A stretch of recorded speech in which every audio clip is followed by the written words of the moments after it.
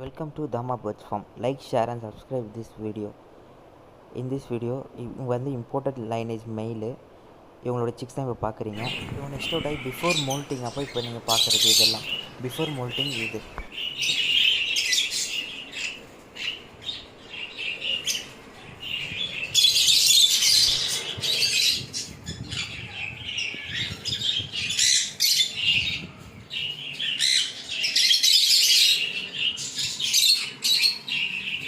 Mail இந்த மாதிரி ஆயிடுச்சு. ஆஃப்டர் கிளச் எடுத்த அப்புறம் மெயில் இது மாதிரி ஆயிடுச்சு. சிக்ஸு வந்து நெக்ஸ்ட் அவுட் ஆகி ஃபஸ்ட்டு மோல்ட்டு முடித்தோன்னே இப்போ நீங்கள் பார்க்குறீங்க.